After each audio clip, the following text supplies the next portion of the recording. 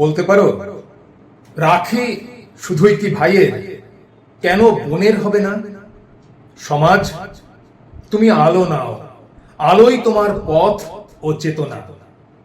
সুরক্ষা যদি পেতেই হয়, ভাই বোন উভয়ই পাক, নইলে হে প্রথা, হে রেওয়াজ, তুমি মানুষের গুরু পাক।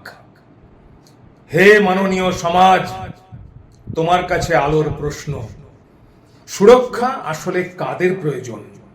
কারা সমাজে নির্যাতনের শিকার, কারা নিপীড়িত? রোজ সকালে সংবাদপত্র খুললেই তুমি তো দেখছো বহুল প্রচলিত হেডিং, খোলা রাস্তার পাশে গণধর্ষিতার মৃতদেহ উদ্ধার, বন্ধ ঘরে ঝুলন্ত গৃহবধূ, কন্যাকে ধর্ষণ করলো পিতা। টিভি নিউজে তুমি তো দেখছো আস্থা করে মিলল সদ্যজাত শিশুকন্যা, পুলিশের ফাঁদে 4 মেয়ে পাচারকারী, শিশুকন্যাকে শ্বাসরোধ করে হত্যা, অপরাধী পলাতক, মন্দিরের পিছনে মিলল জনিতে রড ঢোকানো মৃতদেহ। রোজ রোজ রোজ রোজ মা বোন দিদি হচ্ছে যে লাঞ্ছিত। হে দায়ী সমাজ, তাদের জন্য কতটুকু লজ্জিত?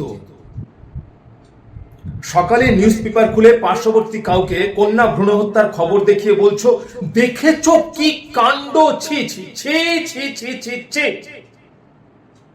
আর তারপরেই ছেলে সুরক্ষার উৎসব তথা রাখি বন্ধন অথবা ভ্রাতৃদ্বিতীয়া করছো মহা উৎসাহে।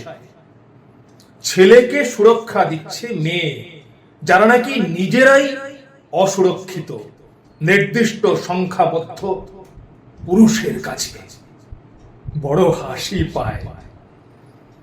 হে মাননীয় সমাজ, তুমি যদি উল্টো পথে চলো, স্ত্রী জাতি তার যোগ্য মর্যাদা কখনোই পাবে না। বলতে পারো একা একটি মেয়ে নির্জনে কতটা নিরাপদ? আজ অবধি ঘরের মেয়ের সুরক্ষার জন্য কি কি উৎসব করেছ? সব দেখে শুনে, সব জেনে বুঝেও যা হচ্ছে হোক আমার কি, এই ধ্যানে ভঙ্গ দিলে বুঝতে ভাইয়ের সুরক্ষার চেয়েও বেশি প্রয়োজন বোনের রক্ষা বন্ধন।